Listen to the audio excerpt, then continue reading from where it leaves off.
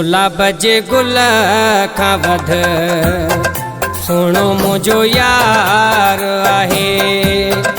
गुलाब जे गुल खां वध सोणो मुंहिंजो यार आहे। कहिड़ी कयां ॻाल्हि हुन जी हुन जो मिसाल नाहे। सॼे संसार जे सोणन जो सरदार आहे।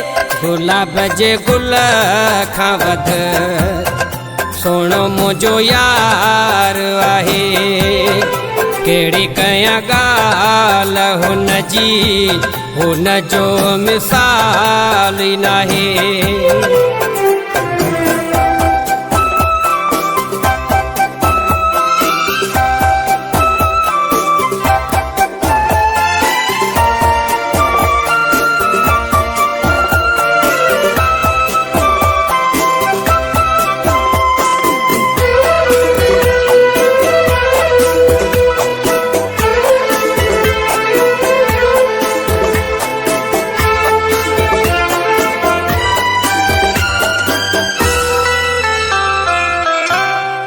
मुझे सीने ते आहे सुम्हंदो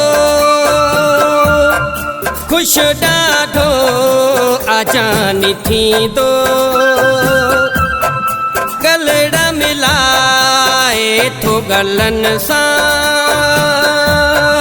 मुझे चेहरे खे आहे चुमंदो। मुझी पसंदे जा सजण साईं आहे सिंगार कंदो।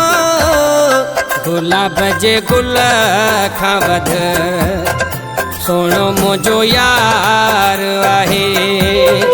कहिड़ी कयां ॻाल्हि हुन जी हुन जो मिसाल नाहे।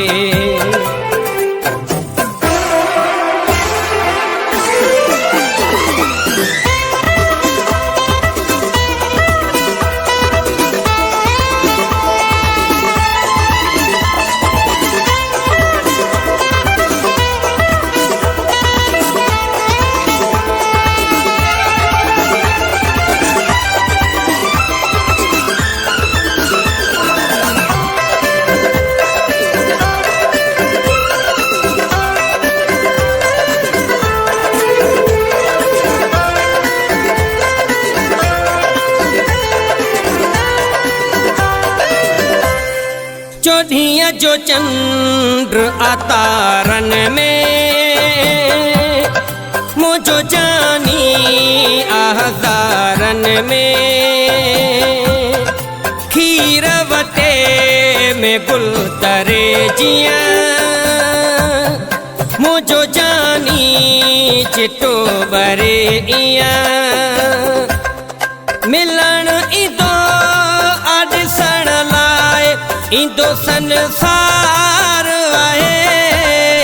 गुलाब जे गुल खां वध सोणो मुंहिंजो यार आहे।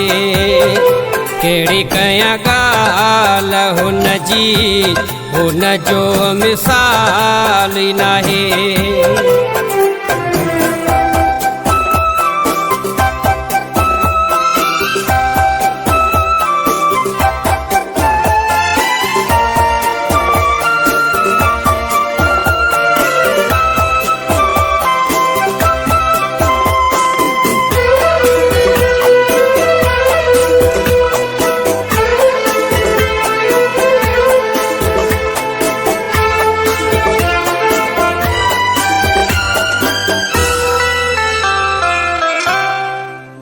जतोई चई सॾु कंदो आ खुशबू लाइ गॾु कंदो आ। सदके वञा अहिड़े पीरीअ तां मुंहिंजे नाम जो सॾाईंदो आ। मूंखे बाहुन जा पराईंदो रोज़ानो हार आहे। गुलाब जे गुल खां वध सोणो मुझो यार आहे। कहिड़ी कयां ॻाल्हि हुन जी, हुन जो मिसाल ई नाहे। कहिड़ी कयां ॻाल्हि हुन जी, हुन जो मिसाल ई नाहे। सॼे संसार जे सोणनि जो सरदार आहे। गुलाब जे गुल खां वध सोणो मुझो यार आहे। कहिड़ी कयां ॻाल्हि हुन जी, हुन जो मिसाल ई नाहे। सॼे संसार जे सोणनि जो सरदार आहे। गुलाब जे गुल खां वध सोणो मुझो यार आहे। कहिड़ी कयां ॻाल्हि हुन जी, हुन जो मिसाल ई नाहे।